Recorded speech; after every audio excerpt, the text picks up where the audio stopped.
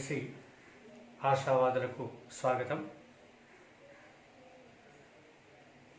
This is Ramu sir, Faculty of English.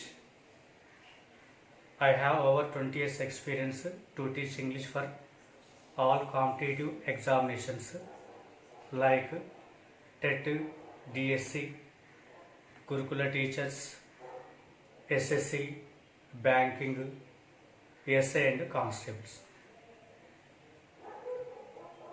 ప్రస్తుతము ఈ వీడియోలో టెట్ డిఎస్సి అభ్యర్థులని పురస్కరించుకొని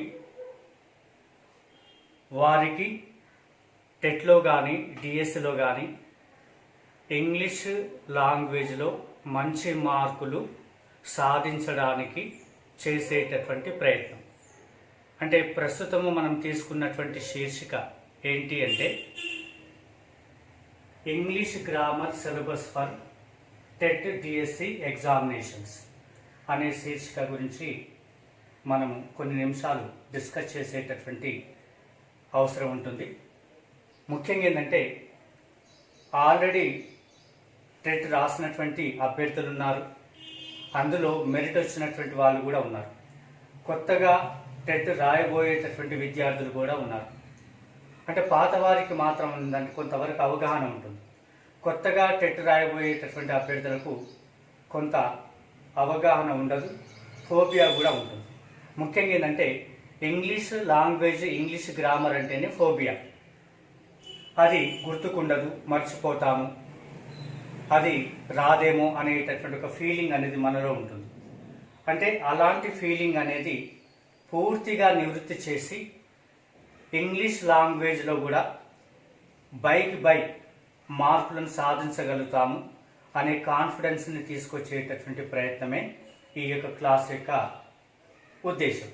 కాబట్టి ఇక్కడ మీరు గమనించండి సార్, మనం తీసుకున్నటువంటి శీర్షిక ఏంటి అంటే English grammar syllabus for TET DSC examinations. త్వరలో రాబోయేటటువంటి టెట్ డిఎస్సి ప్రకటనకు సిద్ధమవుతున్నటువంటి వారికి ఇది చాలా వరకు ఉత్సాహాన్ని కలిగింపజేస్తుంది. ముఖ్యంగా ఈ శీర్షిక గురించి ఒక నిమిషము చర్చిస్తే English means one of the languages in the world అనే విషయం మీకు తెలుసు. తర్వాత ఇక్కడ గ్రామర్ ఉంది. Grammar means science of language. It deals with correct use of language both conversation and writing. అంటే దీన్ని మనం భాషా శాస్త్రము అంటాం. ఇక్కడ syllabus for TET DSC examinations అని ఉంది. సిలబస్, ఈ సిలబస్ అనే పదము గురించి ఒక చిన్న అపోహ ఉంటుంది, దాన్ని తొలగించే ప్రయత్నం. ఇక్కడ సిలబస్ అనేటటువంటి పదము ఇంగ్లీషు భాషకు సంబంధించింది కాదు, ఇది లాటిన్ భాషకు సంబంధించింది అన్నమాట. లాటిన్ భాషలో దానికి మూలం ఏంది అంటే ఇక్కడ సిలబీ, అది అనగా సిలబస్గా మారింది అనేది చెప్తూ ఉంటారు. కానీ మొత్తం మీద సిలబస్ అనేటటువంటి పదము సింగులర్ నెంబర్లో ఉన్నటువంటి పదం. అదే పదాన్ని మనం ప్లూరల్ నెంబర్లో చెప్పినట్లయితే ఇక్కడ సిలబీ అంటాం, అంటే ప్లూరల్ నెంబర్ అన్నమాట. కాబట్టి ఇక్కడ మీకు సింగులర్ సెన్స్గా ఉందిగా అర్థం చేసుకోవాలి. ఇది ప్లూరల్ సెన్స్ కాదు, సింగులర్ సెన్స్గా అర్థం చేసుకోవాల్సిన అవసరం ఉంటుంది. అంటే ఒక వర్డ్ చివర యుఎస్తో వచ్చినప్పుడు ఆ యుఎస్ ప్లేస్లో ఐ చేర్చడం వల్ల అది ప్లూరల్గా మారుతుంది అనేది మనము హాల్ మార్కుగా చెప్తుంటాం, గుర్తుగా చెప్తుంటాం. ఇది అయితే ముందుగా మనము టెట్ గురించి తెలుసుకునేటటువంటి ప్రయత్నం. టెట్ అనగానే మీకు తెలుసు, టీచర్ ఎలిజిబిలిటీ టెస్ట్. ఇది దాదాపుగా కొన్ని సంవత్సరాలుగా ప్రారంభించారు. ఇది నత్తనడకగా నిర్వహించడం అనేది జరుగుతున్నటువంటి విషయం మీకు తెలిసిందే. ముఖ్యంగా ఏంటంటే సంవత్సరానికి 2 మార్లు ఈ టెట్ ఎగ్జామ్ని నిర్వహించాల్సిన అవసరం ఉంటుంది. ప్రైవేట్ స్కూల్లో టీచర్లుగా చేరేటటువంటి వాళ్ళకు కూడా టెట్ ఖచ్చితంగా ఉండాలి అనేటటువంటి నియమాలను ప్రభుత్వం రూపొందిస్తుంది. ఈ తరుణంలో ఎవరైతే టీచర్ ట్రైనింగ్ పూర్తి చేసినటువంటి అభ్యర్థులు ఉన్నారో వాళ్ళందరూ కూడా టెట్ ఎగ్జామ్ అనేది రాసి వారి యొక్క సత్తాను అందులో చాటి డిఎస్సిలో ముఖ్యంగా చేరువకు కావాలని ప్రయత్నం చేస్తున్నారు. అలాంటి ప్రయత్నం అనేది మరి చేసి ఉన్నటువంటి వాళ్ళు ఉన్నారు, చేస్తున్నటువంటి వాళ్ళు ఉన్నారు. ఇక టెట్ వరకు తీసుకున్నట్లయితే టెట్ పేపర్లో 1 ఉంటుంది, 2 ఉంటుంది సార్. ఈ టెట్ పేపర్ 1 రాసేటటువంటి అభ్యర్థులు ఉంటారు, టెట్ పేపర్ 2 రాసేటటువంటి అభ్యర్థులు ఉంటారు. అంటే పేపర్ ఏదైనా పర్వాలేదు, పేపర్ 1 రాసినా పేపర్ 2 రాసినా దానికి టోటల్ మార్క్స్ మాత్రం 30 ఉంటున్నాయి. ఈ 30 మార్క్స్ టెట్ పేపర్ అనేది ఏపీలో తర్వాత టీఎస్లో ఒకే రీతిగా ఉంది, వేరువేరుగా ఏమి కూడా లేదనమాట. కాబట్టి ఈ 30 మార్క్స్ని గనక మళ్ళా 2 భాగాలుగా డివైడ్ చేసినప్పుడు అందులో మనకేముంటుంది అంటే ఇంగ్లీష్ గ్రామర్ పార్ట్ ఉంటుంది. TET English grammar part 24 marks ఉంటుంది. అది పేపర్ 1లోనైనా పేపర్ 2లోనైనా, అది ఏపీ అయినా కావచ్చు, టీఎస్ అయినా కావచ్చు. టెట్ ఇంగ్లీష్ మెథడాలజీకి వచ్చేస్తే 6 మార్క్స్ ఉన్నాయి సార్. ఇది పేపర్ 1 అయినా పేపర్ 2 అయినా. ఇక సీటెట్కు వచ్చేసినట్లయితే అందులో 15 మార్క్స్ ఇంగ్లీష్ గ్రామర్ ఉంటుంది, 15 మార్క్స్ ఇక్కడ ఇంగ్లీష్ మెథడాలజీకి కేటాయించడం జరిగింది. అంటే కాస్త ఇది భిన్నంగా ఉంటుంది, సీటెట్కు భిన్నంగా ఉంటుంది. ఇక్కడ స్టేట్ లెవెల్లో కండక్ట్ చేసేటటువంటి టెట్. కానీ ఇప్పుడు మనం ఏంటంటే స్టేట్ లెవెల్లో కండక్ట్ చేసేటటువంటి టెట్ గురించి మాత్రమే డిస్కస్ చేయడం. అందులో గ్రామర్ పార్ట్కు 24, మెథడ్స్ పార్ట్కు ఇక్కడ 6, ఈ 2 మనము కలిపేస్తే టోటల్గా 30 మార్క్స్ ఉన్నాయి. ఈ 30కి 30 అని చెప్పడం అనేది సబబు కాదేమో, కానీ కనీసం ఈ 30కి ఒక 27 మార్క్స్ మాత్రం స్కోర్ చేసేటటువంటి అవకాశం మనకు అందుబాటులో ఉందన్నమాట. మరి 30 మార్క్స్కు 27 వరకు స్కోర్ చేసేటటువంటి అవకాశం ఎలా అంటే మనము ఈ విధంగా పార్ట్ని డివైడ్ చేసుకోవాల్సిన అవసరం ఉంటుంది. ముఖ్యంగా ఈ యొక్క క్లాస్లో ఇంగ్లీష్ గ్రామర్ పార్ట్ గురించి మాత్రమే మీకు వివరణ ఇవ్వడం జరుగుతుంది. ఇంగ్లీష్ మెథడాలజీకి సంబంధించి చాలా బ్రాడ్గా ఉంటుంది కాబట్టి దానికి ఒక ప్రత్యేకమైన క్లాస్ చేసే అవకాశం ఉంటుంది. ప్రస్తుతం మాత్రం మనము టెట్ గ్రామర్కు సంబంధించినటువంటి 24 మార్కుల గురించి మాత్రమే చర్చిద్దాం. తర్వాత డిఎస్సి ఎగ్జామ్ కూడా ఉంటుంది.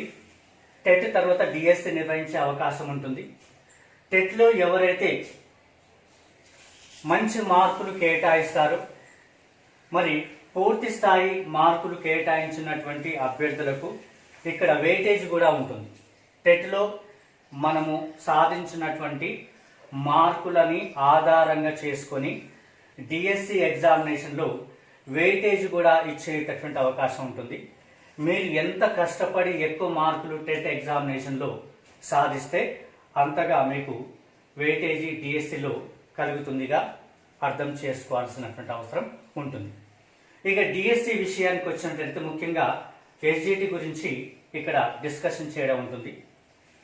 మరి ముఖ్యంగా అందులో మనకు 20 bits DSC English, 20 bits English grammar ఉంటుంది. మరి ప్రతి బిట్కు 1/2 మార్క్ ఉంటుంది. టోటల్గా 10 మార్క్స్గా మనం చెప్పుకోవాల్సి ఉంటుంది ఇంగ్లీష్ గ్రామర్. తర్వాత మెథడాలజీకి వచ్చేసినట్లయితే 10 బిట్స్ ఇస్తాడు. ప్రతి బిట్కు 1/2 మార్క్ ఉంటుంది, 5 మార్కులు. ఇక్కడ 10 ప్లస్ 5 15గా మనం ఇక్కడ చెప్పుకోవాల్సి ఉంటుంది. అంటే మొత్తం టోటల్గా 30 బిట్స్. తర్వాత ఈచ్ బిట్కు 1/2 మార్కు, 15 మార్కులుగా మనం చెప్పుకోవచ్చు. ఈ 15 మార్కులకు దాదాపుగా 12 మార్కుల వరకు లేదా 13 మార్కుల వరకు గ్యారంటీ ఇవ్వవచ్చు. కాకపోతే ఏంటంటే ఒక ప్రత్యేకమైనటువంటి లింకింగ్గా మనము ప్రిపేర్ కావాల్సినటువంటి అవసరం ఉంటుంది. టెట్లో దాదాపుగా 95%, డిఎస్సిలో దాదాపుగా 95% ఇంగ్లీష్ మార్కులు స్కోర్ చేయాలంటే తప్పకుండా మనము ఈ విధమైనటువంటి ప్రయత్నంలో ఇంగ్లీష్ పార్ట్ని ప్రిపేర్ కావాల్సిన అవసరం ఉంటుంది. అయితే ముఖ్యంగా ఏంటంటే ఇంగ్లీష్ గ్రామర్ని మనము 4 పార్ట్స్గా డివైడ్ చేసుకోవాలి. 4 పార్ట్స్గా డివైడ్ చేసుకున్నట్లయితే అందులో ఫస్ట్ పార్ట్ గ్రామర్ పార్ట్, ఇది అడ్వాన్స్ లెవెల్లో ఉండాలి. ముఖ్యంగా ఏంటంటే ఆబ్జెక్టివ్ ఇంగ్లీష్ తరహాలో మనం ప్రిపేర్ కావాలి. ఆబ్జెక్టివ్ అడ్వాన్స్డ్ ఇంగ్లీష్ గ్రామర్ ఆ లెవెల్లో మనం ప్రిపేర్ కావాల్సినటువంటి అవసరం ఉంటుంది. ఎకడమిక్ లెవెల్గా మనం ప్రిపేర్ కాకూడదు. ముఖ్యంగా ఏంటంటే ఇంటర్మీడియట్, డిగ్రీ క్లాస్ రూమ్లో మనం నేర్చుకున్నాం కదా గ్రామర్ అనేటటువంటి కాన్ఫిడెన్స్ అనేది ఇక్కడ మనకు ఫుల్ఫిల్ కాదు. ఇంకా కాస్త మనం లోతుగా విషయ సంగ్రహాన్ని తెలుసుకోవాల్సినటువంటి అవసరం ఉంటుంది. కాబట్టి ఆబ్జెక్టివ్ ఇంగ్లీష్ తర్వాత అడ్వాన్స్ లెవెల్లో మనం ప్రిపేర్ కావాలి. ఇది ఫస్ట్ పార్ట్. ఇక సెకండ్ పార్ట్కి వచ్చేసినట్లయితే రీడింగ్ స్కిల్స్ అనేది ఉంటుంది.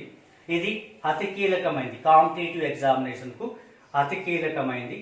ముఖ్యంగా ఏంటంటే టీచర్ రిక్రూట్మెంట్స్లో చాలా వరకు ఏంటంటే ఈ టాపిక్స్ని ప్రక్కన పెట్టేస్తున్నారు.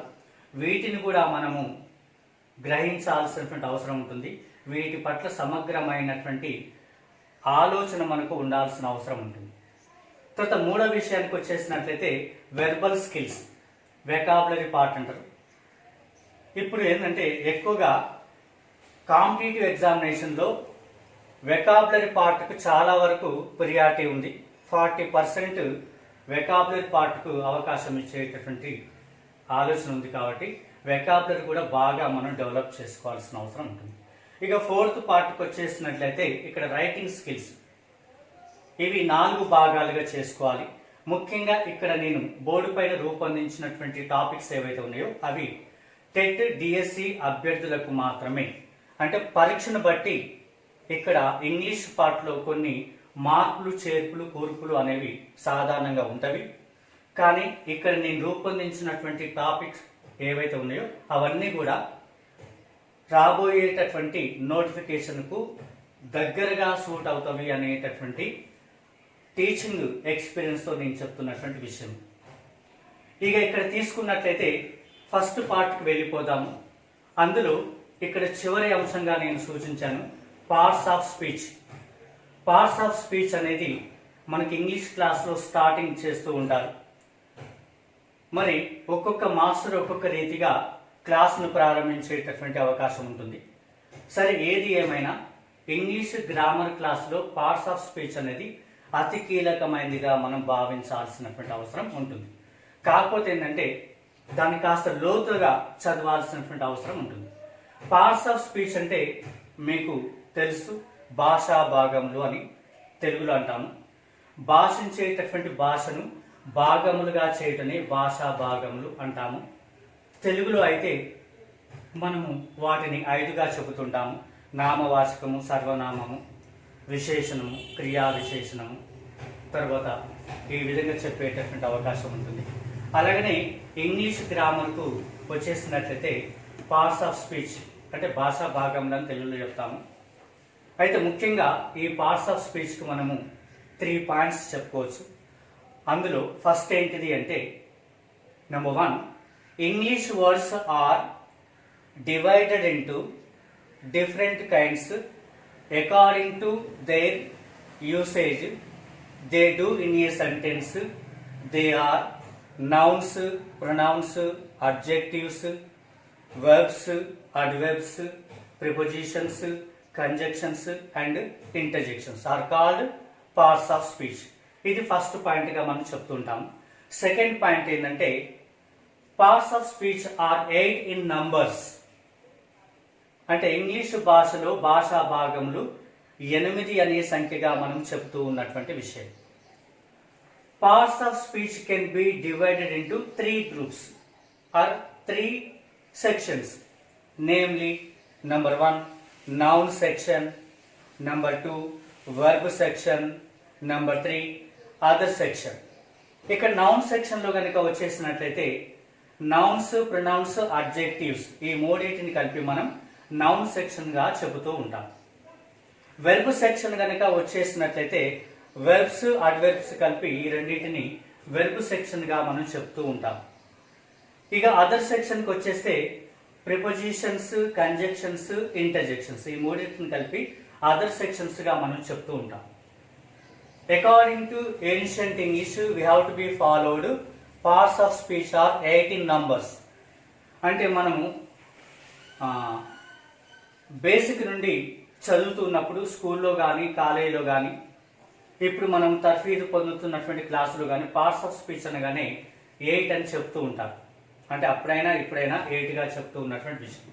కాకపోతే మోడర్న్ ఇంగ్లీష్ గ్రామర్లో పార్ట్స్ ఆఫ్ స్పీచ్ని 10 ఇన్ నంబర్స్గా సూచిస్తూ ఉన్నారు. ఇంకా 2 అదనంగా చేర్చినటువంటి విషయాలు ఏంటి అంటే, ఒకటి ఆక్సిలరీ వెర్బ్స్, వీటిని మనం హెల్పింగ్ వెర్బ్స్ అని కూడా అంటాం master. Auxiliary verbs they are like only 24.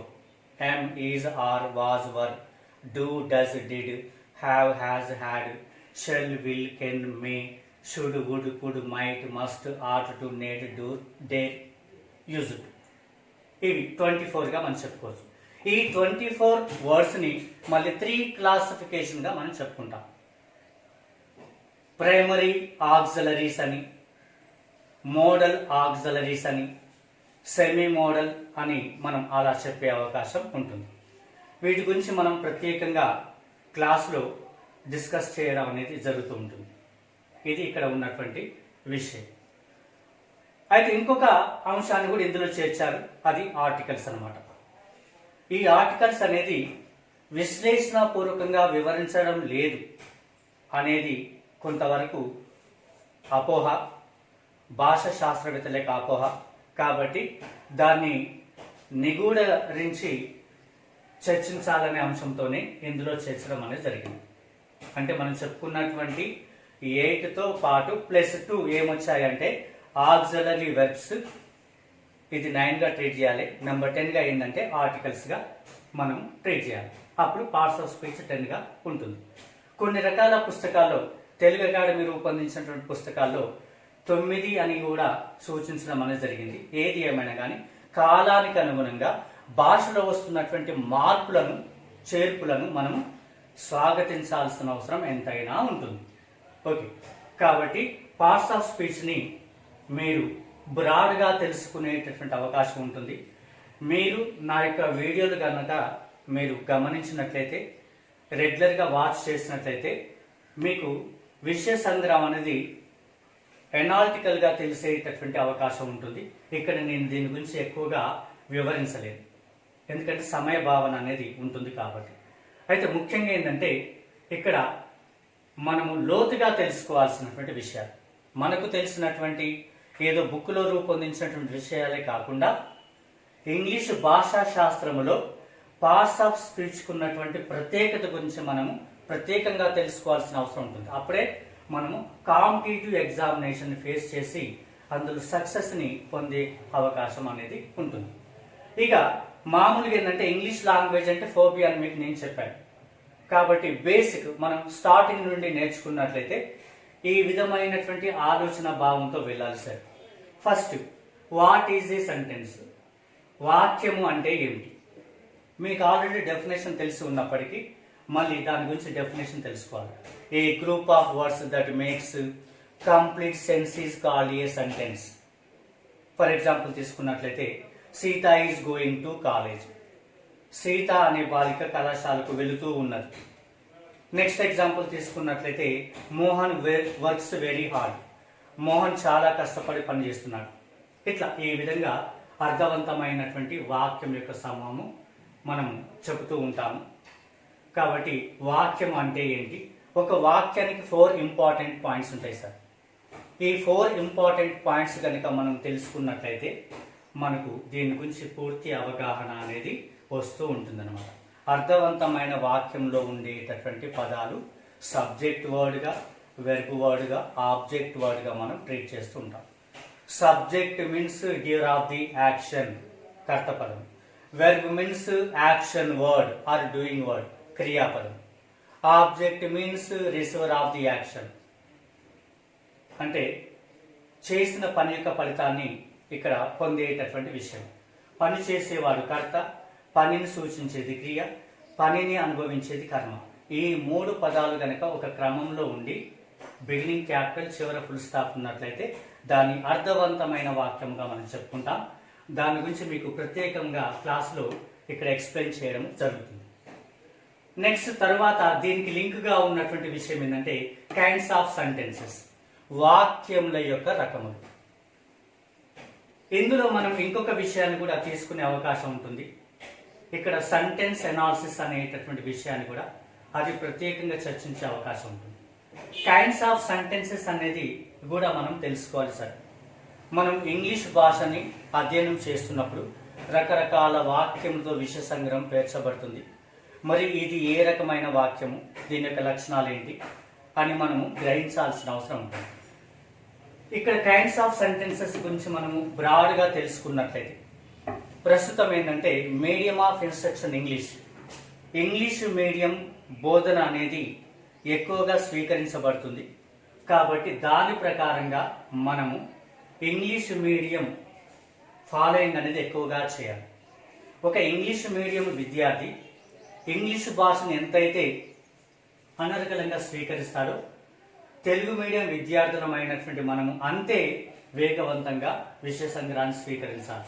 కాబట్టి broadly speaking there are 5 kinds of sentences in English language, namely number 1 assertive sentence, number 2 imperative sentence, number 3 interrogative sentence, number 4 exclamatory sentence, number 5 optative sentence. మరి assertive sentence అంటే తెలుగులో ప్రతిజ్ఞా వాక్యము, imperative sentence అంటే తెలుగులో ఆజ్ఞార్థకమైన వాక్యము, interrogative sentence అంటే తెలుగులో ప్రశ్నార్థకమైన వాక్యము, ఎక్స్క్లామేటరీ సెంటెన్స్ అంటే తెలుగులో ఆశ్చర్యార్థకమైన వాక్యము, ఆప్టేటివ్ సెంటెన్స్ అంటే దీని తెలుగులో ఆశీరార్థకమైన వాక్యము అంటాం. అందులో మళ్ళా మనము సబ్ పార్ట్స్గా కూడా చూసేటటువంటి అవకాశం ఉంటుంది. ఇక్కడ టాపిక్ గురించి విశ్లేషణ ఇచ్చేటప్పుడు చాలా స్థూలనాత్మకంగా మీకు వివరణ ఇచ్చే అవకాశం ఉంటుంది. ముఖ్యంగా క్లాసు చేయడం అనేది తెలుగు మీడియం విద్యార్థులను దృష్టిలో పెట్టుకొని చేయడం అనేది జరుగుతుంది. ఎక్కువగా ఇంగ్లీష్ టు ఇంగ్లీష్ అనేది బోధన అంశంగా నేను తీసుకున్నప్పటికీ ఇక్కడ తెలుగు భాషను ఎక్కువగా ప్రకటించేటటువంటి ప్రయత్నం చేస్తున్నాను. ఎందుకంటే తెలుగు మీడియం విద్యార్థులకు అతి చేరువగా ఇంగ్లీష్ అనేది హత్తుకుపోవాలి అనేటటువంటి ఆలోచన. కాబట్టి మనము ఈ 5 రకాల వాక్యముల గురించి చర్చిద్దాం సార్. తర్వాత వాట్ ఈజ్ ఏ ఫ్రేజ్, ఇది కూడా మనకు టెట్ డిఎస్సి ఎగ్జామినేషన్కు కీలకమైనది. ఫ్రేజ్ అంటే ఏంటి అంటే మనం ఫ్రేజ్ అనగానే చెప్తాం a group of words without a verb, that means phrase అని మనం షార్ట్గా స్వీట్గా డెఫినేషన్ అలా చెప్తాం. There are 3 kinds of phrases, namely noun phrase, adjective phrase, adverb phrase అని మనం తెలుసుకునే అవకాశం ఉంటుంది. ఎందుకంటే ఇక్కడ వాట్ ఈజ్ ఎ ఫ్రేజ్ అనే విషయాన్ని మనం తెలుసుకోవాలి, కైండ్స్ ఆఫ్ ఫ్రేజెస్ అనే విషయాన్ని తెలుసుకోవాలి, యూజ్ ఆఫ్ ఫ్రేజెస్ అనే విషయాన్ని తెలుసుకోవాలి. ఈ విషయాలు కనుక తెలుసుకున్నట్లయితే ఒక మార్కుకు చేరువ అవుతాము అనేటటువంటి ఆలోచన. మరి కైండ్స్ ఆఫ్ సెంటెన్సెస్ తెలుసుకోవడం వల్ల ఏంటంటే మనము ట్రాన్స్ఫర్మేషన్ చేయడం సులువు అవుతుంది. అంటే వాక్యంని ఒక రూపం నుండి ఇంకొక రూపంలోకి బదలాయింపు చేయడం అనేది చాలా సులువు అవుతుంది. ఈ మధ్యన ఇది కూడా మనకు ఒక మార్కుకు అడిగేటటువంటి అవకాశం ఉంటుంది. అప్పుడప్పుడు అడుగుతున్నాడు. అంటే మామూలుగా ఏంటంటే కడిగిన ముఖం సిద్ధంగా ఉంటే కనిపించిందల్లా మనం తినవచ్చు అని మన పెద్దలు చెప్పారు. అలాగనే అన్నీ నేర్చుకున్నట్లయితే ఎగ్జామ్లో వచ్చింది రాయొచ్చు అనేది నా యొక్క ఆలోచన. కాబట్టి ఒక విద్యార్థికి, ప్రిపేర్ అవుతున్నటువంటి విద్యార్థికి అన్నీ నేర్పించాలి. వచ్చింది ఖచ్చితంగా అటెంప్ట్ చేస్తాడు, మంచి మార్కులతో బయటపడే అవకాశం ఉంటుంది. కాబట్టి ఈ విషయాలు మనం తెలుసుకోవాలి సార్.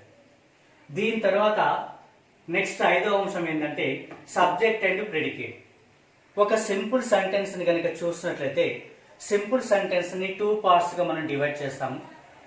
ఇక్కడ ఆ 2 parts డివైడ్ చేస్తే ఒకటి సబ్జెక్ట్, మరొకటి ప్రెడికేట్గా ఉంటుంది.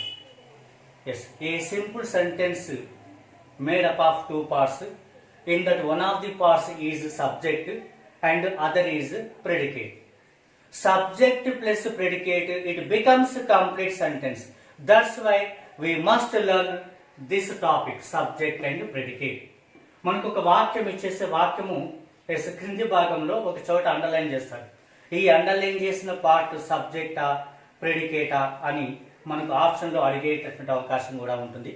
ఆ విషయం మనం కరెక్ట్గా చేయాలంటే మాస్టర్ మనం ఈ విషయాన్ని తెలుసుకోవాలి. కాబట్టి ఇది కూడా మీకు ఒక క్లాసులో నేను ప్రత్యేకంగా విశ్లేషణపూర్వకంగా రూపొందిస్తాను.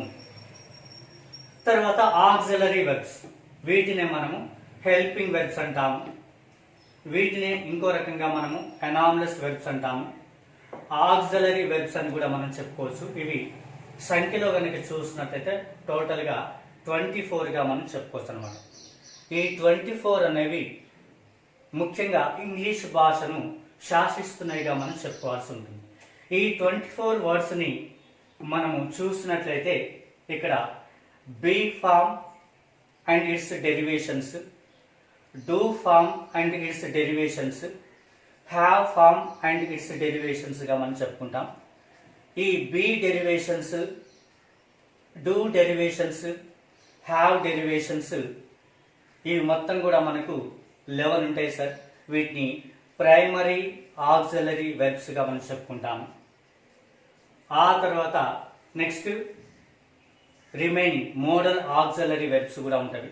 Shell, will, can, may, should, would, could, might, must, ought to, need, dare, use to. ఇవి కాకపోతే మోడర్న్ ఇంగ్లీష్లో సెమీ మోడల్స్ అని కూడా మనం చెప్తూ ఉన్నాం. అయితే మొత్తం మీద 24 హెల్పింగ్ వెర్బ్స్ అంటే ఆక్సిలరీ వెర్బ్స్ మీద మనకు అవగాహన ఉండాలి. ఆ యొక్క 24 వర్డ్స్ని యాక్టివ్ సెన్స్లో ఎలా యూజ్ చేస్తాము, ప్యాసివ్ సెన్స్లో ఎలా యూజ్ చేస్తాము, మన మనసులో ఉన్నటువంటి ఇంగ్లీష్ భావ ప్రకటించేటప్పుడు వాటి యొక్క ఆవశ్యకత ఏంటి వాక్యములలో అనే విషయము ఖచ్చితంగా తెలవాలి. అప్పుడప్పుడు మనము దాటవేసుకుంటూ నేర్చుకుంటున్నాం కాబట్టి మన పరిస్థితి అనేది కొంతవరకు ఏంటంటే నిరుత్సాహంగా ఉంటుంది ఇంగ్లీష్ పార్ట్. కానీ నిరుత్సాహమైనటువంటి విద్యార్థులు సైతం ఉత్సాహవంతంగా మార్చాలంటే ప్రతి విషయాన్ని క్షుణ్ణంగా నేర్పించాల్సిన అవసరం ఉంటుంది సార్. కాబట్టి ఇది చాలా ఇంపార్టెంట్. తర్వాత సార్ ఆర్టికల్స్, తర్వాత ప్రిపోజిషన్స్, ఈ రెండు కలిపి రాశాను. ఇక్కడ ఆర్టికల్స్ అంటే నిర్దేశ పదాలు, అంటే నిర్దేశించే పదాలు అని అర్థం. ఒక వాక్యంలో ఉన్నటువంటి భావనను, నౌన్ భావనను నిర్దేశించేటటువంటి పదాలుగా మనం చెప్పుకుంటాము. అందులో ఆర్టికల్స్ అనగానే ఇండెఫినెట్ ఆర్టికల్స్, ఏ, అండ్, ఇక్కడ ఏని ఆ అని కూడా మనం పలుకుతుంటాం. ఆ శబ్దాలు అనేవి మీకు వివరించేటప్పుడు నేర్పించే ప్రయత్నం ఉంటుంది. ఇండెఫినెట్ ఆర్టికల్స్, డెఫినెట్ ఆర్టికల్, ఇందులో క్వాంటిటేటివ్ ఆర్టికల్ యొక్క చర్చ కూడా మనం చేద్దాం. ఎనీ, సమ్ అనేటటువంటి వర్డ్స్ని క్వాంటిటేటివ్ ఆర్టికల్స్గా మనం తీసుకునే అవకాశం ఉంటుంది. వీటితో పాటుగా ఇక్కడ ఒమిషన్ ఆఫ్ ఆర్టికల్స్గా కూడా మనం చూసే అవకాశం ఉంటుంది. ముఖ్యంగా ఏంటంటే ఏ కానీ, యాన్ కానీ, ద లేక ది అనేటటువంటి పదాలు నౌన్కు ముందు ఎప్పుడెప్పుడు యూజ్ చేయాలి, ఎప్పుడెప్పుడు యూజ్ చేయకూడదు అనేటటువంటి విషయాలు కొన్నిసార్లు మనకు ఇది కీలకమైనదిగా వస్తూ ఉంటుంది. ఒక మార్కుకు గ్యారంటీ అని మనం చెబుతూ ఉంటాము. మే నాట్, రావచ్చు రాకపోవచ్చు, అయినా కానీ ఇది అతి కీలకమైన అంశంగా మనం చెప్పుకోవచ్చు. అలాగనే ఇక విషయాన్ని చెప్పాలంటే చాలా ఉంటుంది, కానీ సమయ భావన వల్ల ఎక్కువగా వివరణ చేయలేకపోతుంది. వీటి పట్ల మంచి అవగాహన కలిగి ఉండాలి, లోతైనటువంటి అవగాహన కలిగి ఉండాలి. తర్వాత ప్రిపోజిషన్స్, వీని విభక్తి ప్రత్యయంలో అంటుంటాం. ఇందులో మనకి ఏంటంటే ప్రిపోజిషన్ అంటే ఏంటి, ఎన్ని రకాల ప్రిపోజిషన్స్ ఉంటాయి, మళ్ళీ ప్రిపోజిషన్స్లో క్లాసిఫికేషన్స్ ఏంటి, the correct use of prepositions, prepositions of travels and movement, తర్వాత అప్రాప్రియేట్ ప్రిపోజిషన్స్ అనేటువంటి భాగములతో కనుక మనం దీనిని చదివితే ఖచ్చితంగా మనం కరెక్ట్ ఇంగ్లీష్ లాంగ్వేజ్ని కాంపిటేటివ్ ఎగ్జామినేషన్లో ఉపయోగిస్తామన్నమాట. కాబట్టి దీని గురించి కూడా సుదీర్ఘంగా చర్చించే అవకాశం ఉంటుంది. తర్వాత నెక్స్ట్ టెన్సెస్, ఇది మీకు సునాయాసమైనటువంటి విషయం టెన్సెస్ అనేది. ఎందుకంటే మనం బేసిక్ నుండి చదువుతూ వస్తున్నాం కాబట్టి ప్రతి క్లాసులో ఈ టెన్సెస్ అనే పదం వినకుండా ఇంగ్లీష్ క్లాస్ అనేది ఉండదు. కాబట్టి అంతగా మేము ముందు తీసుకొచ్చినప్పటికీ ఇంకా కొంత వెలితి అనేది ఉంటుంది. ఆ వెలితిని కూడా భర్తీ చేసేటటువంటి అవకాశం ఇక్కడ ఉంటుంది. ఇక్కడ టెన్స్ అనే పదము ఎలా వచ్చింది, తర్వాత ఒక వెర్బ్ యొక్క రూపంలో ఎలా మనం సూచిస్తాము, ఆ తర్వాత మనము మెయిన్ టెన్సెస్ ఎన్నిగా భావిస్తాము. There are 3 main tenses, namely number 1 present tense, number 2 past tense, number 3 future tense. Each and every tense has divided into S4. They are called sub tenses. ఇలా మనం 12 సబ్ టెన్సెస్గా మనం చెప్పుకుంటాం. వాటి గురించి మనం ఒక స్టెప్గా మనం చదవాలి. అందులో ఫస్ట్ సింపుల్ ప్రెజెంట్ అంటే ఏంటి, సింపుల్ ప్రెజెంట్ యొక్క సింటాక్స్ ఎలా ఉంటుంది. ముఖ్యంగా వెర్బ్ అనేది బేస్తో ఉంటుంది. బేస్ వెర్బ్కు చివర ఎస్ కానీ ఈఎస్ కానీ ఐఎస్ కానీ చేర్చే ప్రక్రియ ఉంటుంది. మరి ఏ వెర్బ్కు చివర ఎస్ చేస్తాము, ఏ వెర్బ్ చివర మరి ఈఎస్ చేస్తాము, ఏ వెర్బ్ చివర ఐఎస్ చేర్చే అవకాశం ఉంటుంది అనే విషయ సంగ్రహాలు తెలుసుకోవాల్సిన అవసరం ఉంటుంది. ఇది సింటాక్స్కి సంబంధించినటువంటి విషయం.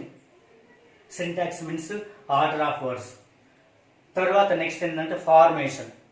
ప్రతి టెన్స్లో సింపుల్ ప్రెజెంట్ టెన్స్లో అఫర్మేటివ్ ఎలా ఉంటుంది, మళ్ళీ అఫర్మేటివ్ నుండి నెగిటివ్ సెంటెన్స్గా ఎలా మారుతుంది, ఆ నెగిటివ్ సెంటెన్స్ మళ్ళీ ఇంటరాగేటివ్ సెంటెన్స్గా ఎలా మారుతుంది. మళ్ళీ ఇంటరాగేటివ్ సెంటెన్స్లో 2 ఉంటాయి. ఒకటి ఏంటంటే WH word question, how word question. అవి ఎలా రూపాన్ని ఇస్తాయి. తర్వాత వెర్బల్ క్వశ్చన్స్ అంటుంటాం, అంటే ఎస్ ఆర్ నో క్వశ్చన్స్ అని, అంటే హెల్పింగ్ వెర్బ్తో ప్రారంభమయ్యేటటువంటి క్వశ్చన్స్. ఎందుకంటే క్వశ్చన్ ఫామ్స్ ఈ మధ్యన అడుగుతున్నాడు కాబట్టి ఆ ప్రయత్నం నేను మీకు ఇక్కడనే తీసుకొచ్చే ప్రయత్నం చేస్తాను కైండ్స్ ఆఫ్ సెంటెన్సెస్లో. ఎందుకంటే ఇంటరాగేటివ్ సెంటెన్స్ ఉంటుంది, అంటే ప్రశ్నించే విషయం. ప్రశ్నించే విషయం ఎన్ని రకాలుగా ఉంటుంది అంటే 6 రకాలుగా ఉంటుంది. కానీ 6 రకాల సందర్భాలు అన్ని సమయాల్లో ఉపయోగపడడం. ఏ విషయాలైతే ఉపయోగపడతాయో అవి చెప్పేటటువంటి ప్రయత్నం చేస్తాం. కాబట్టి ఆ విధంగా మనం ఫార్మేషన్ నేర్చుకోవాలి. అఫర్మేటివ్ నుండి నెగిటివ్, నెగిటివ్ నుండి మళ్ళీ ఇంటరాగేటివ్, ఇంటరాగేటివ్ నుండి నెగిటివ్ ఇంటరాగేటివ్, మళ్ళీ క్వశ్చన్ వర్డ్ క్వశ్చన్. ఈ విధంగా సెంటెన్స్ ఫార్మేషన్ మనం తెలుసుకునే ప్రయత్నం ఈ టెన్సెస్లు చేస్తాం. ఆ తర్వాత యూస్ ఆఫ్ టెన్సెస్, అంటే సింపుల్ ప్రెజెంట్ టెన్స్ అనేది ఎన్ని రకాలుగా ఉపయోగిస్తాం. Whenever, wherever, yes we have a chance to speak English. Yes, when we use such a simple present, such a present continuous, such a present perfect and such a present perfect continuous, try to know all the details the moment ఆ సమయంలో మనం తెలుసుకునే అవకాశం ఉంటుంది. కాబట్టి tenses, the use of tenses అతి కీలకమైనది. ఎగిరే గాలిపటానికి దారం ఎంతైతే ఆధారంగా ఉంటుందో అలాగనే మనం రాయబోయే టెట్ డిఎస్సి ఎగ్జామ్ కూడా ఈ ఇంగ్లీష్ అనేది ఆధారంగా ఉంటుంది. కాబట్టి మనం వీటిని ఎలా విస్మరించకూడదు, వాటన్నిటిని కూడా క్రమంగా పేర్చుకోవాల్సిన అవసరం ఉంటుంది. ఇక టెన్సెస్ మీద పూర్తి అవగాహన మనకు అలా యూజ్తో వచ్చేస్తుంది. తర్వాత కీవర్డ్స్ కూడా ఉంటాయి. తర్వాత ఎగ్జామినేషన్లో ఎలా సెంటెన్స్ ఉంటుంది, చూడగానే ఎలా గుర్తిస్తాము, ఎలా ఇచ్చినటువంటి ఆప్షన్లో ఆన్సర్ ఎంపిక చేసుకుంటాం అనేది మీకు చాలా సింపుల్ అవుతుంది. Examination should be time consuming sense. పరీక్ష అనేది సమయ సారని బట్టి ఉంటుంది. ఎందుకంటే సమయం చాలా కీలకమైనది. అక్కడ ఒక్క సమయం కూడా మనం వేస్ట్ చేయకుండా చేయాలి. మరి చాలా బిట్స్ ఉంటాయి మనకు. మరి ఉన్నటువంటి నిమిషాల వ్యవధి ఎంత, ఇచ్చినటువంటి ప్రశ్నలు ఎన్ని ఉన్నవి, నిమిషాలు ఎన్ని ఉన్నవి, మరి తర్వాత ఇచ్చిన సమయం ఎంత ఉంది. ఒక నిమిషానికి మనము 2 లేదా 3 ఆన్సర్స్ చేసే అంత స్పీడప్తో మనము కలిగి ఉండాలి. ఆ టైంని ఎలా పెంచుకోవాలనేది మీకు ప్రతి విషయంలో కూడా, ప్రతి టాపిక్లో కూడా చిట్కాలు చెప్పేటటువంటి అవకాశం ఉంటుంది. ప్రతి దానికి కూడా సింపుల్ చిట్కాలు అనేవి మనం పాటిస్తాము. అది టాపిక్ చెప్పేటప్పుడు చెప్పే అవకాశం ఉంటుంది. కాబట్టి question tag are tag question, some times it is also called a tail question. వీటిని మనము క్వశ్చన్ ఫ్రేజ్ క్వశ్చన్స్ అని కూడా అంటాం మాస్టర్. ఈ యొక్క టాపిక్ అనేది టెన్సెస్కి అనుబంధంగా ఉంటుంది. టెన్సెస్ని మనం ఈ వాక్యం చూడగానే ఇది ఫలానా టెన్స్కి సంబంధించింది అని గుర్తించగలగాలి. అప్పుడే మనం క్వశ్చన్ ట్యాగ్ని చేయగలుగుతాం. క్వశ్చన్ ట్యాగ్ని చేయాలంటే 2 ప్రాథమిక విషయాలు మనకు గుర్తుండాలి మాస్టర్ గారు. అవేంటి అంటే, ఒకటి ఇచ్చిన వాక్యం ఏ టెన్స్లో ఉంది అనేది గుర్తించాలి. రెండో విషయము ఇక్కడ 24 హెల్పింగ్ వెర్బ్స్ మీద మనకు మంచి కమాండింగ్ అనేది ఉండాలి. 24 హెల్పింగ్ వెర్బ్స్ మీద టెన్సెస్ మీద అవగాహన ఉన్నప్పుడు క్వశ్చన్ ట్యాగ్ చేయడం చాలా ఈజీ అనమాట. ఇందులో చాలా స్టెప్స్ ఉంటాయి, కానీ కొన్ని స్టెప్స్ మనం నేర్చుకొని కొన్ని వదిలేస్తుంటాం. దానివల్ల ఏంటంటే శూన్యంగా ఉంటుంది. కానీ కాంపిటేటివ్ ఎగ్జామినేషన్కు అకాడమిక్ ఎగ్జామినేషన్కు చాలా వరకు వ్యత్యాసం ఉంటుంది మాస్టర్. మనం రాయబోయేది కాంపిటేటివ్ ఎగ్జామినేషన్ కాబట్టి, పోటీ పరీక్ష కాబట్టి మనకు చాలా మంది పోటీగా ఉంటారు, ఇంగ్లీష్ బాగా తెలిసిన వారు పోటీగా ఉంటారు అనే నేపథ్యంతో మనం ఫాలో కావాలి. వారిని సైతం మనం ఢీకొట్టాలి అంటే ఇందులో ఉన్నటువంటి లోతులను తెలుసుకోవాలి. అలాగనే యాక్టివ్ అండ్ ప్యాసివ్ వాయిస్, దీన్ని మనము తెలుగులో కూడా నేర్చుకున్నాము. ఎందుకంటే మాతృభాష బాగా మనకు తెలిసి ఉండేది. మదర్ లాంగ్వేజ్, మాతృభాష అంటాం, మదర్ టంగ్ అని కూడా అంటుంటాం మనం. ఇక్కడ మదర్ లాంగ్వేజ్ మీద గ్రిప్ ఉంటే అదర్ లాంగ్వేజ్ మీద చాలా వరకు గ్రిప్ వస్తుంది. తెలుగు మీద మంచి పట్టు ఉంటే ఇంగ్లీష్ భాష పట్ల మంచి రసపట్టు మీకు కలిగే అవకాశం ఉంటుంది.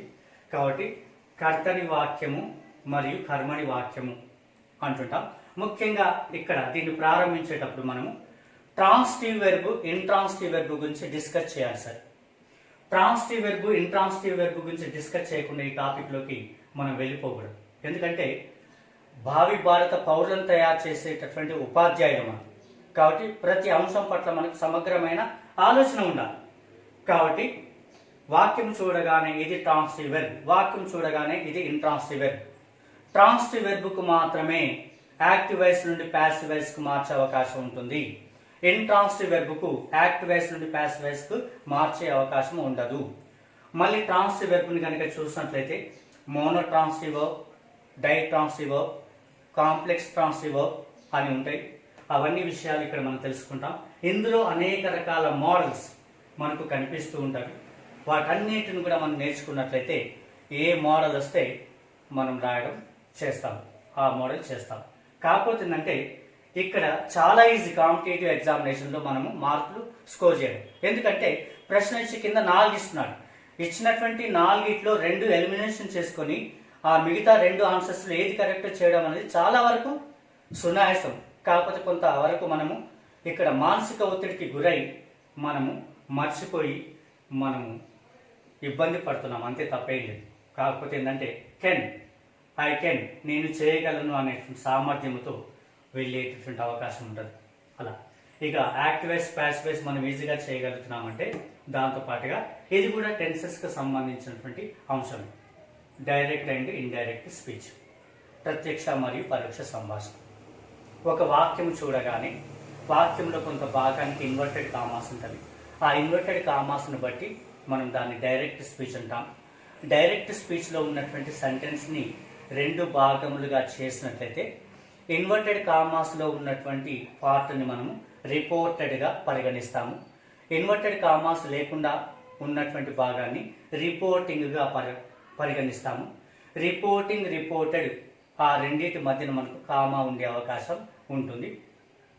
ఈ విధంగా మనము వాక్యంని డివైడ్ చేయడం అని తెలుసుకోవాలి. ముఖ్యంగా ఇన్వర్టెడ్ కామాస్లో ఉన్నటువంటి భాగము రిపోర్టెడ్ స్పీచ్గా మనం పరిగణిస్తాం, రిపోర్టెడ్ పార్ట్గా పరిగణిస్తాం. మరి ఇన్వర్టెడ్ కామాస్లో ఉన్నటువంటి పార్ట్ అనేది మనకు ఎలా ఉండవచ్చు అంటే అసర్టివ్ సెంటెన్స్గా ఉండవచ్చు, లేదా ఇంపరేటివ్ సెంటెన్స్గా మనకు ఉండవచ్చు, ఇంటరాగేటివ్ సెంటెన్స్గా ఉండవచ్చు.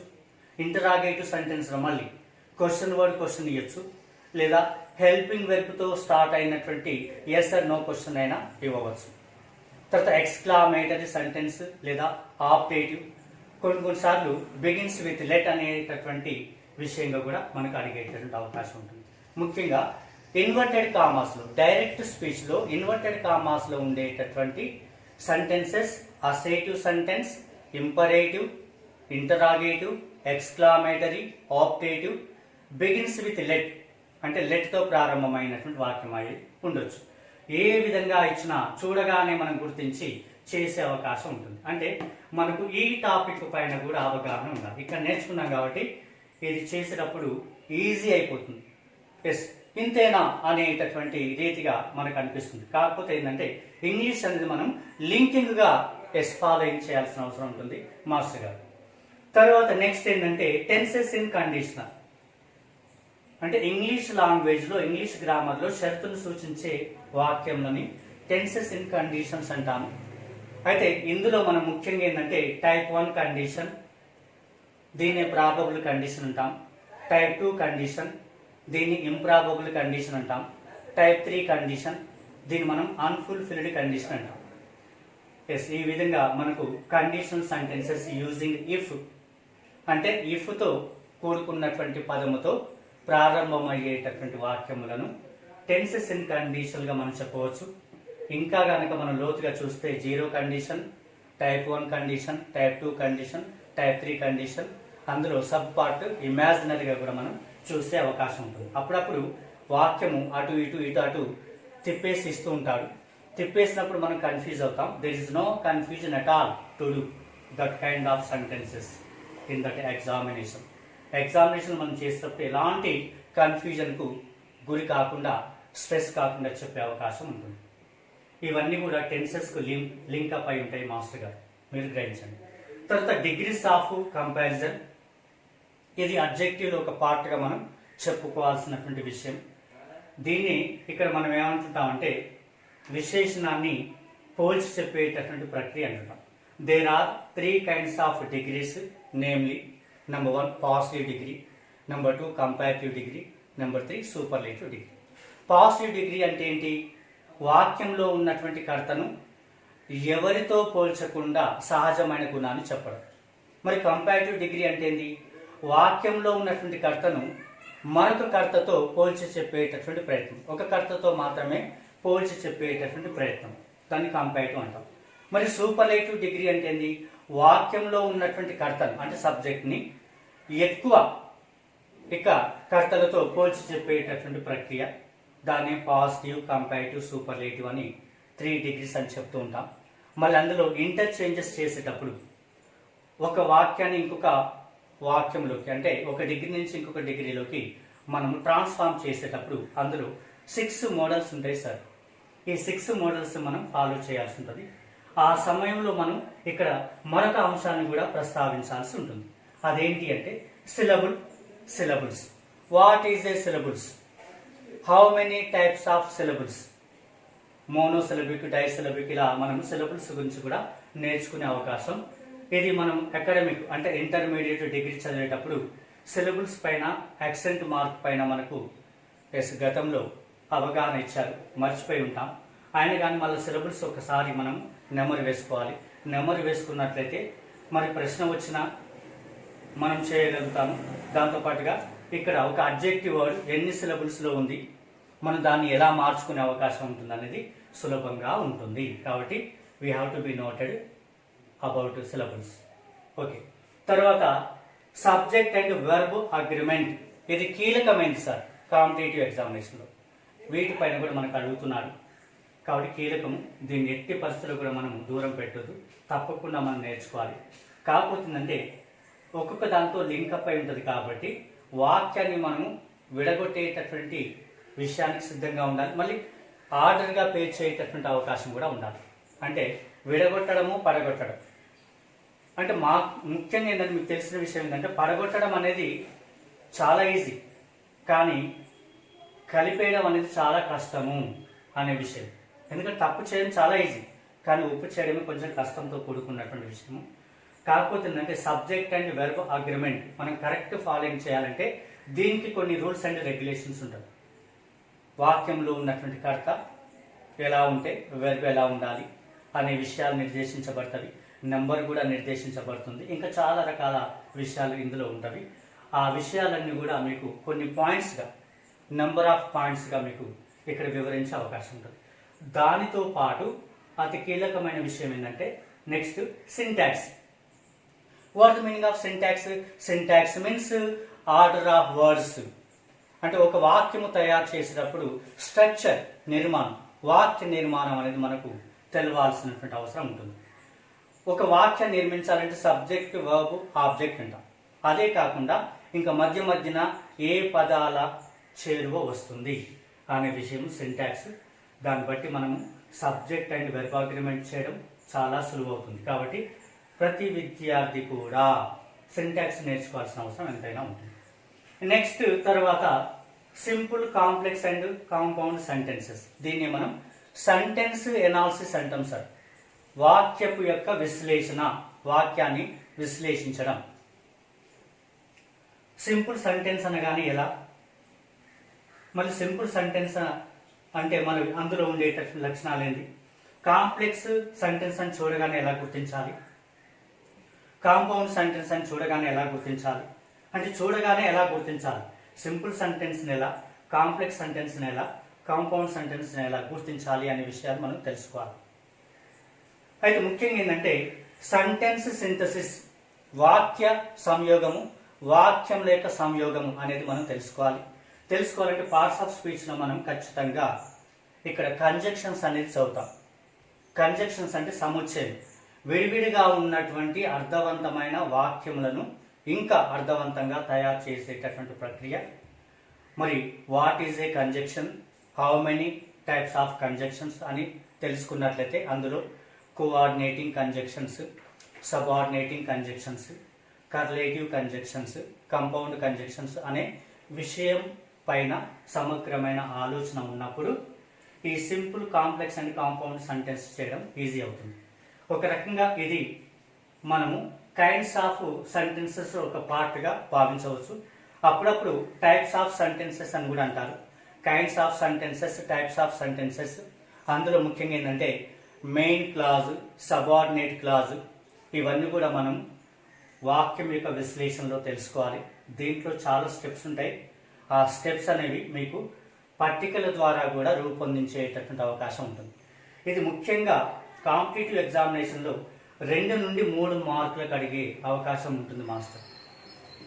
ఇది చాలా కష్టమైనది అయినప్పటికీ ఇష్టంగా మనం భావించాలంటే పార్ట్స్ ఆఫ్ స్పీచ్లో ఉన్నటువంటి కంజంక్షన్స్, కోఆర్డినేటింగ్, సబార్డినేటింగ్, తర్వాత కర్లేటివ్, తర్వాత కాంపౌండ్ కంజంక్షన్స్ మీద మంచి ట్రాన్స్ఫార్మింగ్ మనకు ఐడియా ఉంటే ఇది చేయడం చాలా సులువు అవుతుంది.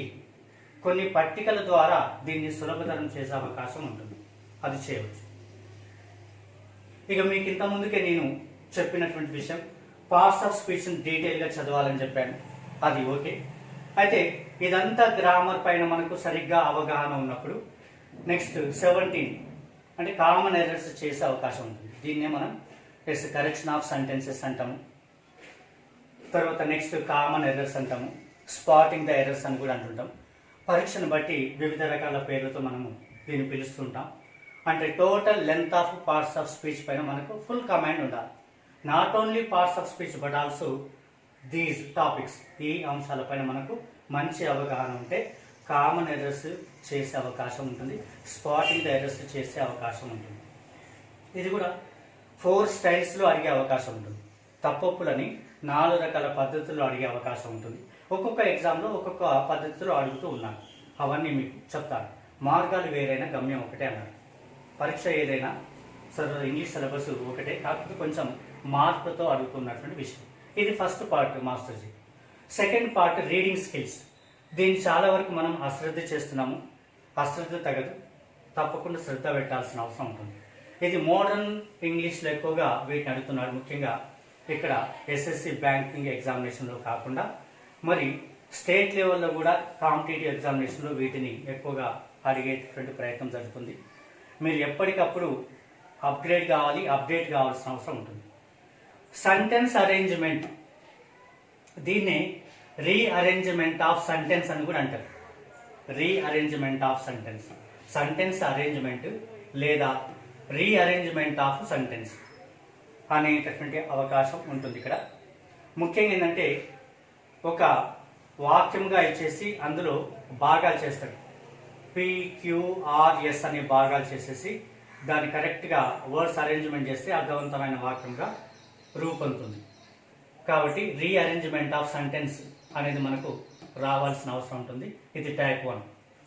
మళ్ళీ టైప్ 2 ఏముంటుందంటే rearrangement of sentences. Rearrangement of sentences ఇది ప్లూరల్ నెంబర్. దీన్ని మనం టైప్ 2 అంటాం. దీన్ని ఇంకో రకంగా పారాజంబుల్డ్ అని కూడా అంటుంటాం. ఇది ఎస్ఎస్సి బ్యాంకింగ్ లేదా గ్రూప్స్ లెవెల్లో ముఖ్యంగా ఎస్ఐ కానిస్టేబుల్లో కూడా అడుగుతూ ఉన్నాడు మాస్టర్జీ.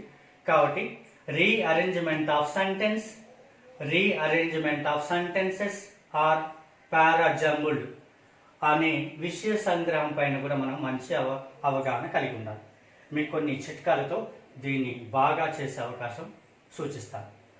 తర్వాత క్లోజ్ టెస్ట్, ఇది కూడా చాలా ఉన్నతమైనటువంటి అంశం. మనము తెలుగు మీడియం కనుక చదివినట్లయితే పాత సిలబస్లో అంటే తెలుగు మీడియంలో ఓల్డ్ సిలబస్లో సిసి ప్యాటర్న్కి ముందు మనకు ముఖ్యంగా ఏంటంటే 8th, 9th, 10th మనము ఇంగ్లీష్ పార్ట్ ఏగా పార్ట్ బిగా ఎగ్జామ్ రాసేవాళ్ళము. పార్ట్ బిలో మనకు బిగినింగ్ ఏంటంటే complete the following sentences using appropriate words అని ఇచ్చేవాడు. అంటే ఒక పారాగ్రాఫ్ ఇచ్చేసి ఆ పారాగ్రాఫ్ తర్వాత బ్లాంకులుగా ఇచ్చేవాడు. ముఖ్యంగా 5 బ్లాంకులుగా ఇచ్చాడు. Blank 1, blank 2, blank 3, blank 4, blank 5 అని అలా ఇచ్చేవాడు. ప్రతిదానికి ఒక ½ మార్క్ ఉండేది.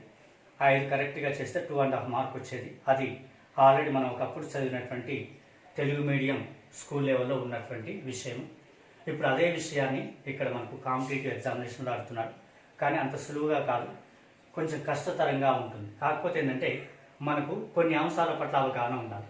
టెన్సెస్ పట్ల, పార్ట్స్ ఆఫ్ స్పీచ్ పట్ల, ఆర్టికల్స్ పట్ల, ప్రిపోజిషన్స్ పట్ల, కంజంక్షన్స్ పట్ల, ఇంగ్లీష్ యూసేజ్ పట్ల మంచి అవగాహన ఉన్నట్లయితే ఈ క్లోజ్ టెస్ట్ రాసే అవకాశం ఉంటుంది. స్టేట్ లెవెల్లో తక్కువ మార్కులతో ఆడుతున్నాడు. కానీ ఇక్కడ ఎస్ఎస్సి, సిజిఎల్, సిహెచ్ఎస్ఎల్, బ్యాంకింగ్, తర్వాత సెంట్రల్ ఎగ్జామినేషన్ అంటే యూపీఎస్సిలో మనకు ఇది కీలకంగా మనం భావించాల్సిన అవసరం ఉంటుంది. కాకపోతే ఇక్కడ ఇంగ్లీష్ ప్రొఫిషియన్సీ టెస్ట్ కూడా కండక్ట్ చేస్తారు. అందులో కూడా చాలా కీలకంగా ఉంటుంది. గురుకుల టీచర్స్ ఎగ్జామినేషన్లో మనకు అతి కీలకమైనటువంటి విషయాలుగా భావించాల్సి ఉంటుంది. తర్వాత ఫిల్ ఇన్ ద బ్లాంక్స్, ఇది కూడా మనకు అవగాహన ఉంది. దీనిపైన కూడా మనకు మంచి అవగాహన వస్తుంది. ఎందుకంటే ఇవన్నీ నేర్చుకుంటాం కాబట్టి ఇది చేయడం సులువు అవుతుంది. ఇవన్నీ వచ్చేస్తే ఈ భాగాలు చేయడం సులువు అవుతుంది.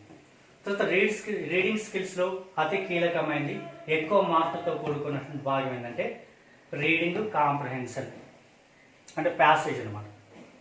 ఖచ్చితంగా ఇప్పుడు మనం ఎన్ని మార్కులు అనుకున్నాం టెట్లో? 24 అనుకున్నాం. ఈ 24లో ఖచ్చితంగా 5 మార్క్స్ రీడింగ్ కాంప్రహెన్షన్ ఉంటుంది, 5 మార్కులు.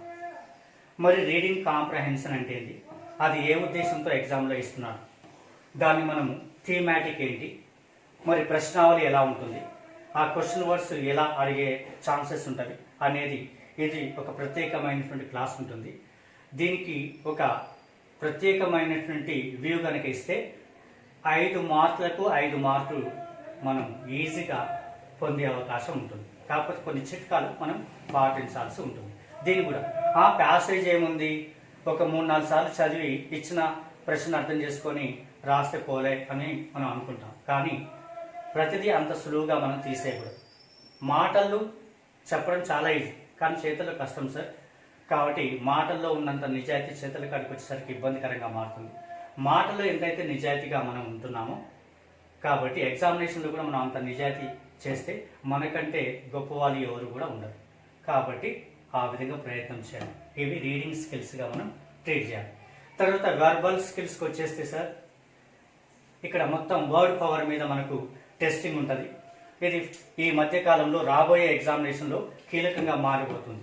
ఈ సెకండ్ పార్ట్ కానీ థర్డ్ పార్ట్ కానీ కీలకంగా మారిపోతుంది. ఎందుకంటే ఎంతవరకు ఒక విద్యార్థి గ్రామర్ అనే అంశం పైనే దృష్టి పెడుతున్నాడు తప్ప ఇక్కడ సెంటెన్స్ స్కిల్స్ పైన, వర్డ్స్ స్కిల్స్ పైన దృష్టి పెట్టడం లేదు. కాబట్టి మనం వీటిపైన కూడా 50% ఫోకస్ చేయాలి. మరి అందులో యాంటోనిమ్స్, వ్యతిరేక పదాలు, సినానిమ్స్, పర్యాయ పదాలు, ఇవే కాకుండా మనం అదనంగా అడిషనల్గా ఏం నేర్చుకోవాలంటే హోమోనిమ్స్, పారనిమ్స్ అనేది కూడా మనం నేర్చుకోవాల్సిన అవసరం ఉంటుంది. దానివల్ల మనకు నష్టమే ఉండదు, బెనిఫిటే ఉంటుంది. నాలెడ్జ్ కూడా మనకు ప్లస్ అవుతుంది. కాబట్టి antonyms, synonyms, homonyms, paronyms and their usage in the sentences అనేది మనం తెలుసుకోవాల్సిన అవసరం ఉంటుంది. తర్వాత స్పెల్లింగ్ టెస్ట్. స్పెల్లింగ్ టెస్ట్ అంటే మనం ఇంగ్లీష్ భాషలో కొన్ని లక్షల పదాలకు అవకాశం ఉంది. మరి ఎన్ని పదాలని మనం బైహార్ట్ చేస్తాము, కంఠస్థం చేస్తాం, చేయలేము. కాబట్టి ముఖ్యంగా ఏంటంటే ఇంగ్లీష్ లాంగ్వేజ్లో వాల్స్గా ట్రీట్ చేస్తున్నటువంటి ఏజీ, ఐఓజు ఏవైతే ఉన్నాయో వాటిని మనం బేస్ చేసుకొని స్పెల్లింగ్ నేర్చుకునే అవకాశం ఉంటుంది. ఇంగ్లీష్ లాంగ్వేజ్లో ఉన్నటువంటి లెటర్స్ అన్నీ ఉంటాయి 26, వీటిని మనం ఆల్ఫాబెట్ అంటాము. ఈ 26 ఆల్ఫాబెట్ లెటర్స్కు మరి ఫోనెటిక్స్ ప్రకారంగా 44 సౌండ్స్ ఉన్నాయి. 44 సౌండ్స్. ఈ 44 సౌండ్స్ కనుక మనం డివైడ్ చేస్తే మరి ఇక్కడ వోవెల్ సౌండ్స్ అని, తర్వాత నెక్స్ట్ కాన్సోనెంట్ సౌండ్స్ అని, మళ్ళీ వోవెల్ సౌండ్స్లో మళ్ళీ రకాలు, కాన్సోనెంట్ సౌండ్లో మళ్ళీ మనం చూస్తూ ఉంటాం. 44 సౌండ్స్ యొక్క మనకు స్వర భావన తెలిసి ఉంటే స్పెల్లింగ్ రూల్ చేయడం చాలా ఈజీ. ఎందుకంటే మనకు ఇక్కడ టెట్లో మెథడాలజీ అని కూడా మనం చెప్పుకున్నాం సార్. అందులో ఫోనెటిక్స్ ట్రాన్స్క్రిప్షన్ అనేది ఉంటుంది ఒక మార్కుకు. కాబట్టి ఖచ్చితంగా దీనిపైన మనం అవగాహన పెంచుకుంటాం కాబట్టి ఇక్కడ స్పెల్లింగ్ టెస్ట్ చేయడం చాలా సులువు అవుతుంది. పదాన్ని మనము రాసేటప్పుడు, దాన్ని ఫ్రేమ్ చేసేటప్పుడు ఏ లెటర్కి ముందు ఏ లెటర్ వస్తే దాన్ని మనం ఎలా పలకాలి, తర్వాత ఏ విధంగా మారుతుంది అనే విషయము ఇందులో ఉంటుంది. ఇందులో కొన్ని రూల్స్ ఉంటుంది, వాటిని మీకు నేర్పించే ప్రయత్నం చేస్తాను. తర్వాత నెక్స్ట్ ఇది కూడా అది కీలకమైనది కాంపిటేటివ్ ఎగ్జామినేషన్కు. ఈడియమ్స్ అండ్ ఫ్రేజెస్, జాతీయాలు, పద ప్రయోగాలు అంటుంటాం. మరి ఇవన్నీ కూడా మనం నేర్చుకోవాల్సినటువంటి అవసరం ఉంటుంది. మరి వాట్ ద మీనింగ్ ఆఫ్ ఎన్ ఈడియం, తర్వాత what the meaning of phrases. ముఖ్యంగా ఏంటంటే ఫ్రేజెస్లో ఇక్కడ ఫ్రేజ్ అనగానే మాటల సముదాయం, 2 లేక 3 లేక 4 పదాలు కలిసి ఒకే మాటగా ఉండడం. అందులో ఫ్రేజల్ వెర్బ్స్ కూడా ఇక్కడ కీలకమైంది. ఫ్రేజల్ వెర్బ్స్ నేర్చుకోవాల్సిన అవసరం ఉంటుంది, ఈడియమ్స్ నేర్చుకోవాల్సిన అవసరం ఉంటుంది. ఈ 2 నేర్చుకుంటే ఈ క్వశ్చన్ మనం సాల్వ్ చేసుకుంటాం. ఇక్కడ నెక్స్ట్ ఏంటంటే వన్ వర్డ్ సబ్స్టిట్యూషన్, ఏకపద ప్రత్యామ్నాయములు. అంటే మనకు ఏం చేస్తారంటే షార్ట్గా ఒక వర్డ్ ఇస్తారు. ఫర్ ఎగ్జాంపుల్ ఏంటంటే ఎలిటరేట్. ఎలిటరేట్ అంటే ఏంటి మీనింగ్? నిరక్షరాస్యుడు అని మనం చెప్తాం తెలుగు. కానీ దానికి డెఫినేషన్ ఇవ్వాలి షార్ట్గా, ఒక షార్ట్ సెంటెన్స్లో. What the meaning of illiterate? Illiterate means one who cannot be read and write, such person is called illiterate. అలా ఇవి దాదాపుగా ఒక 125-130 వన్ వర్డ్ సబ్స్టిట్యూట్స్ నేర్చుకోవాల్సిన అవసరం ఉంటుంది. అవి కాంపిటేటివ్ ఎగ్జామినేషన్కి ఎంతో కీలకం. తర్వాత 4th పార్ట్కి వచ్చేస్తే రైటింగ్ స్కిల్స్ సార్. ఇందులో ముఖ్యంగా ఏంటంటే ఈ రైటింగ్ స్కిల్స్లో చాలా టాపిక్స్ ఉన్నప్పటికీ letter writing, what the meaning of letter, what the meaning of writing, letter writing, దీనికి కొన్ని అంశాలు ఉంటాయి. ముఖ్యంగా ఏంటంటే ఇక్కడ మనకు లెటర్ రాయమని అడిగే అవకాశం లేదు. అందులో ఆబ్జెక్టివ్ తరహాలో కొన్ని ప్రశ్నలు అడిగే అవకాశం ఉంటుంది. ఒకప్పుడు అంటే ఇప్పుడు కూడా బిఎడ్ ఎగ్జామినేషన్లో లెటర్ రైటింగ్కు 3 నుండి 4 మార్క్స్కు అడిగే ఛాన్సెస్ ఉండేది. ఎందుకంటే I have much experience to teach English language, that's why I would like to say that only. ఎందుకంటే నేను ఫీల్డ్లోకి ఎంటర్ అయినప్పుడు బిఎడ్ ఎంట్రన్స్కు విరివిగా వేల సంఖ్యలో విద్యార్థులు కనిపించేవాళ్ళు. 25 మార్క్స్కి ఇంగ్లీష్ చెప్తున్నప్పుడు ఇక్కడ లెటర్ రైటింగ్ మీద బాగా ఫోకస్, అంటే మల్టిపుల్ చాయిస్లో చేసినటువంటి అనుభవం నాది కాబట్టి. అలాగనే ప్రెసీ రైటింగ్ కూడా, దీంట్లో కూడా మనకు మల్టిపుల్ చాయిస్లో అడిగే ఛాన్సెస్ ఉంటుంది. కాకపోతే ఏంటంటే కొన్ని ఇతరత్రా విషయాలపైన కూడా మనం అవగాహన కలిగి ఉండాలి. ఎందుకంటే ఇక్కడ రూపొందించినటువంటి ఈ సిలబస్ మొత్తం కూడా పాత క్వశ్చన్ పేపర్స్ని దృష్టిలో పెట్టుకొని రూపొందించడం అనేది జరిగింది. కానీ ఇక్కడ కొంచెం మార్పు ఏం చేశాను అంటే రాబోయేటటువంటి నోటిఫికేషన్స్కు దృష్టిలో పెట్టుకొని ఇక్కడ సిలబస్ని రూపొందించడం అనేది జరిగింది. పాత సిలబసే కాకుండా రాబోయేటటువంటి కొత్త సిలబస్లో ఏ విధంగా ఉంటుందో కూడా కాస్త వరకు ఊహించి, నా అనుభవంతో ఊహించి ఇక్కడ మీకు సిలబస్ ముందు పెట్టాను మాస్టర్.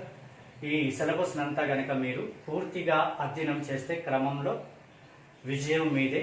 ఖచ్చితంగా 24 మార్క్స్కు 22 మార్క్స్ సాధించే అవకాశం మహత్తరంగా ఉంటుందని నా కాన్ఫిడెన్స్. చెప్పేవారికి కాన్ఫిడెన్స్ ఉన్నప్పుడు వినేవారికి కూడా మంచి కాన్ఫిడెన్స్ వచ్చేటటువంటి అవకాశం ఉంటుంది ఇది. కాబట్టి ఈ అంశాలన్నీ కూడా మీరు నేర్చుకోవాలని అనుకుంటే, అలాగనే క్వశ్చన్ పేపర్ కూడా ఇక్కడ రకరకాల క్వశ్చన్ పేపర్ కూడా మరి విశ్లేషణ చేసుకోవాలంటే క్రమం తప్పకుండా వీడియోని గమనించండి. ముఖ్యంగా టెట్లో కానీ డిఎస్సిలో కానీ ముఖ్యంగా ఇక్కడ ఏంటంటే టెట్ గ్రామర్ గురించి మాత్రమే ప్రస్తావించాను. మళ్ళీ ఎప్పుడైనా ఇక్కడ టెట్ ఇంగ్లీష్ మెథడ్స్ గురించి ప్రస్తావించేటటువంటి అవకాశం ఉంటుంది. ఎందుకంటే గ్రామర్ ఇక్కడ అవగాహన ఇవ్వడం, మెథడ్స్ పట్ల అవగాహన ఇవ్వడము మనకు కాస్త ఆలోచనతో ఉన్నటువంటి అనుభవంతో కూడుకున్నటువంటి విషయ నేర్పడతనం ఉంది. కాబట్టి మీకు ఈ 6 మార్కుల్లో కనీసం మినిమం ప్రతి విద్యార్థికి మినిమం 4 మార్కులకు తక్కువ కాకుండా ఎలా అనేది మీకు రూపొందించే అవకాశం ఉంటుంది.